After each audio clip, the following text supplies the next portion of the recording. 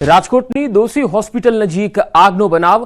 Hospital નજીક કચરામાં આગ લાગી ગઈ। કચરા નજીક ઉભેલી રિક્ષા આગની લપેટમાં આવી ગઈ, જેની તસવીરો આવી રહી છે। કચરામાં આગને લીધે ત્યાં પડેલી રિક્ષામાં પણ આગ લાગી ગઈ હતી। સ્થાનિક લોકો દ્વારા રિક્ષામાં લાગેલ આગને કાબૂમાં લેવામાં આવી હતી। તો રાજકોટનો બનાવ છે, જ્યાં હોસ્પિટલ નજીક એક કચરાના ઢગલામાં આગ લાગી અને ત્યારબાદ બાજુમાં ઉભેલી એક રિક્ષામાં પણ આગ લાગી ગઈ હતી। જોકે સ્થાનિક લોકોએ આ આગને બુઝાવી દીધી હતી।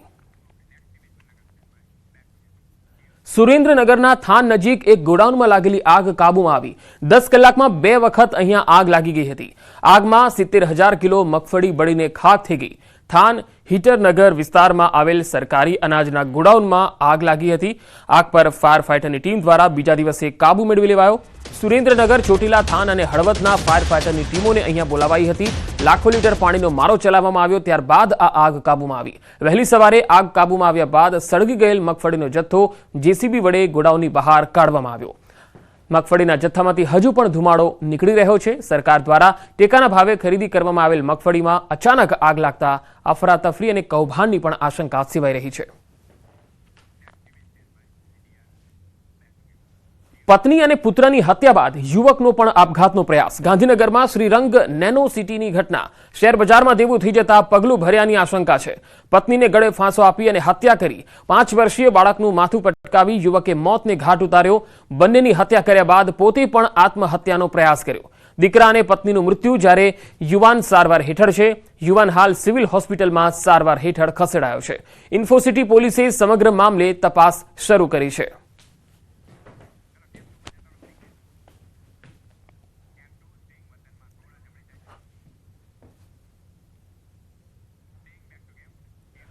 અને હવે વાત વતનમાં પ્રધાનમંત્રીની।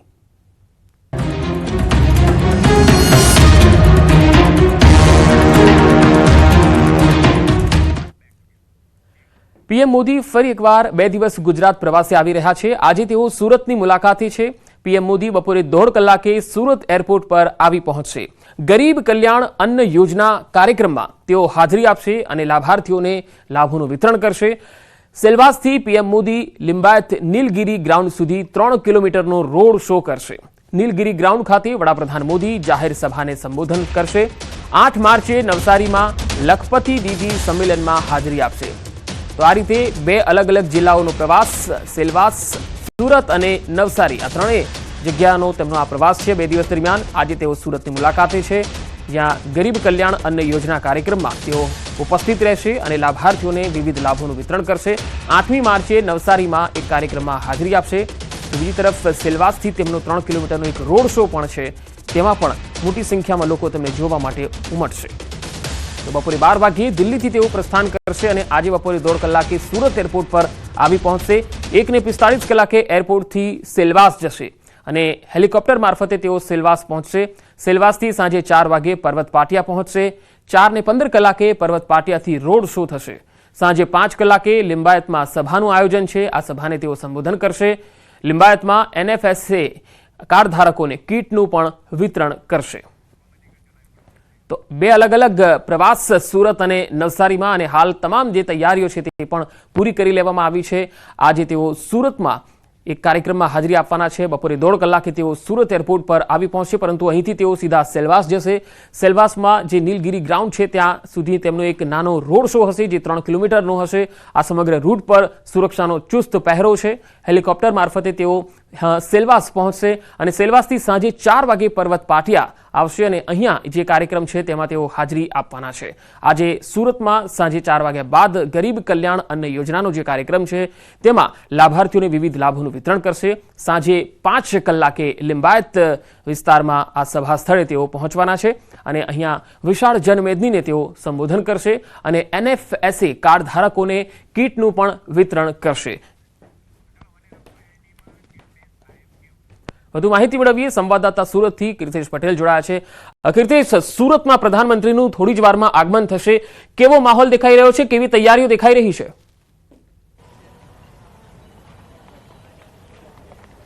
બિલકુલ પંકજ, દેશના વડાપ્રધાન દક્ષિણ ગુજરાત સાથે સંઘ પ્રદેશની મુલાકાતે આવી રહ્યા છે, એટલે કે 2 દિવસ માટે દક્ષિણ ગુજરાતના લોકોમાં ઉત્સાહ જોવા મળી રહ્યા છે. ખાસ કરીને દિલ્હીથી થોડીક જ વારમાં દેશના વડાપ્રધાન સુરત એરપોર્ટ ખાતે આવવા રવાના થશે અને ત્યારબાદ સેલવાસા ખાતે.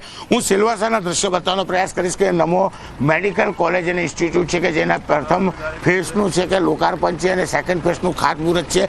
અહીંયા તમામ તૈયારીઓ પૂર્ણ થઈ ચૂકી છે, કારણ કે લાંબા સમયથી મેડિકલ કોલેજના ઉદ્ઘાટનની રાહ જોવાઈ રહી હતી. ત્યારે સમગ્ર વિસ્તાર પોલીસ છાવણીમાં ફેરવાયો છે. દેશના વડાપ્રધાન સુરતથી બાય હેલિકોપ્ટર સેલવાસા પહોંચશે, ત્યારબાદ આ હોસ્પિટલની મુલાકાત લેશે અને હોસ્પિટલની મુલાકાત બાદ કહી શકાય છે કે શૈલી ક્રિકેટ સ્ટેડિયમ છે કે ત્યાં આગળ જંગી સભાને સંબોધવાના છે અને 2500 કરોડ કરતાં વધુના જે વિકાસના કાર્યો છે તેનું લોકાર્પણ કરવાના છે. ખાસ કરીને દમણમાં 105 કરોડ છે, દીવમાં 105 કરોડ છે અને કહી શકાય 800 કરોડ કરતાં વધુના વિકાસના કાર્યો જે સેલવાસામાં થયા છે તેને લોકો માટે ખુલ્લા મૂકવામાં આવશે. લોકોમાં ઉત્સાહ છે, કારણ કે જે પ્રકારે સંઘ પ્રદેશનો વિકાસ થઈ રહ્યો છે. બપોર બાદ દેશના વડાપ્રધાન સુરત ખાતે પહોંચશે, 3 કિલોમીટર લાંબો રોડ શો કરવાના છે અને ત્યારબાદ કહી શકાય કે અલગ અલગ યોજનાઓના લાભાર્થીઓને સુરતના નીલગિરી લિંબાયત ગ્રાઉન્ડ ખાતે મળવાના છે. પણ સૌપ્રથમ શરૂઆત થશે સેલવાસા ખાતેથી ને સેલવાસા ખાતે જે પ્રકારની તૈયારીઓ કરી દેવામાં આવી છે, જે હોસ્પિટલ છે કે જે નરેન્દ્ર મોદીના નામે એટલે કે નમો હોસ્પિટલ અને રિસર્ચ સેન્ટર ઊભું કરવામાં આવ્યું છે. અહીંયા લોકો મોટી સંખ્યામાં બપોર બાદ આવવાના છે, પણ ધગધગતો તાપ હોવા છતાં પણ દેશના વડાપ્રધાનને એક નજર જોવા માટે, તેમને સાંભળવા માટે લોકો મોટી સંખ્યામાં પહોંચી રહ્યા છે. નાના બાળકો હોય, વૃદ્ધો હોય, તમામ લોકો દેશના વડાપ્રધાનના બેનરો સાથે, દેશના રાષ્ટ્રધ્વજ સાથે સેલવાસા ખાતે પહોંચી રહ્યા છે. જોકે સેલવાસાના કાર્યક્રમ બાદ દેશના વડાપ્રધાન નરેન્દ્ર મોદી સુરત ખાતે પહોંચશે. રાત્રિ રોકાણ કર્યા બાદ આવતીકાલે મહિલા દિવસ હોવાને લઈને નવસારી ખાતે પણ એક કાર્યક્રમ છે. સૌથી મહત્વની વાત છે પંકજ કે મહિલા દિનને દિવસ છે. દેશના વડાપ્રધાનની સિક્યોરિટીમાં 3500 કરતાં વધુ મહિલાઓ તેમની સુરક્ષા કરશે. તેમાં IPSથી લઈ ડીવાયએસપી ને PIથી લઈને કોન્સ્ટેબલ સુધી તમામ મહિલાઓ દેશના વડાપ્રધાનનો જે સભા છે તેનું સંચાલન કરતી જોવા મળશે. એટલે કે દક્ષિણ ગુજરાત માટે આ દિવસ 2 દિવસ સૌથી મહત્વના છે, કારણ કે દેશના વડાપ્રધાન એક નહીં પણ એક સાથે 2 દિવસ દક્ષિણ ગુજરાતમાં આપવાના છે અને દક્ષિણ ગુજરાતના મહેમાન બનવા જઈ રહ્યા છે. જી કીર્તિશ, આભાર સમગ્ર માહિતી આપવા માટે.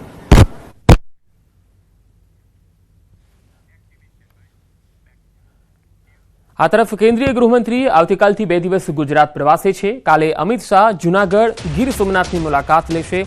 આવતીકાલે 12 વાગ્યે સોમનાથ મહાદેવના મંદિર ખાતે તેઓ પૂજન અર્ચન કરશે. કોડીનારને ચલાલાની સુગર મિલોનું પુરાતન માટેના કાર્યક્રમ માટે અમિત શાહ અહીંયા ઉપસ્થિત રહેવાના છે. બ્રહ્માનંદ વિદ્યાધામના વિવિધ પ્રોજેક્ટના ઉદ્ઘાટનમાં અમિત શાહ જૂનાગઢ ખાતે ઉપસ્થિત રહેશે. 9 તારીખે અમદાવાદ અને ગાંધીનગરના 6 જેટલા કાર્યક્રમોમાં હાજરી આપશે. તો જૈનાચાર્ય શ્રીમદ બુદ્ધિસાગર સુરેશ્વર મહારાજની 150મી જન્મજયંતિના સ્મારક સિક્કાનું વિમોચન કરશે. એડીસી બેંકની સ્થાપનાના 100 વર્ષની ઉજવણી નિમિત્તે શતાબ્દી સમારોહ પ્રસંગે અમિત શાહ ઉપસ્થિત રહેશે. બાર કાઉન્સિલ ઓફ ગુજરાત દ્વારા આયોજિત નવા નોંધાયેલા વકીલોના શપથ ગ્રહણ સમારોહમાં અમિત શાહ ઉપસ્થિત રહેશે. આ ઉપરાંત અન્ય કેટલાક કાર્યક્રમોમાં પણ તેઓ હાજરી આપવાના છે.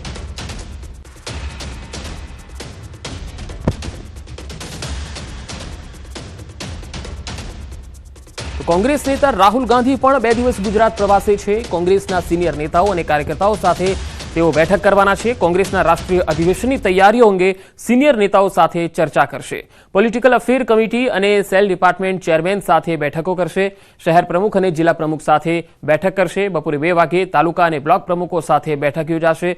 તો બપોરે 3 વાગે તાલુકા પાલિકા પ્રમુખો સાથે સંવાદ કરશે. જ્યારે સાંજે 5 થી 7માં સામાજિક સંગઠનો અને આમંત્રિતો સાથે ચર્ચા કરશે.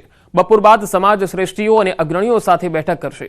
તો 8 માર્ચે સવારે 10 કલાકે રાજપથ ક્લબ પાસેના ZA હોલ ખાતે કાર્યકર્તાઓ સાથે સંવાદ કરશે.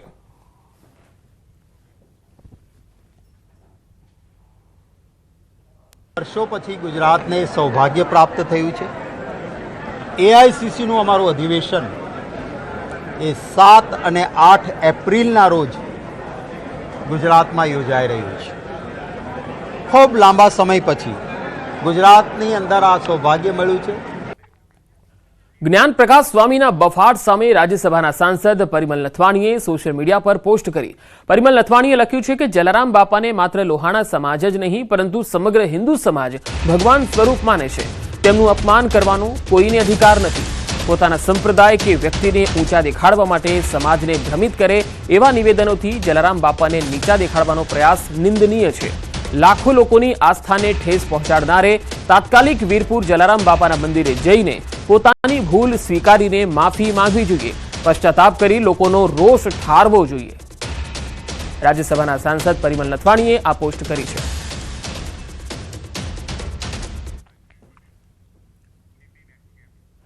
રાજકોટ શહેર ભાજપ પ્રમુખ તરીકે માધવ દવે જાહેર કરાયા છે. ત્યારે રાજ્યસભાના સાંસદ મયંક નાયકે કહ્યું છે કે સંગઠન પર્વ નિમિત્તે શહેરના ભાજપ પ્રમુખ તરીકે ડોક્ટર માધવ દવેને જવાબદારી સોંપાઈ. સંગઠન મજબૂત બનશે અને તેઓ તમામ જવાબદારી સુચારુ નિભાવશે.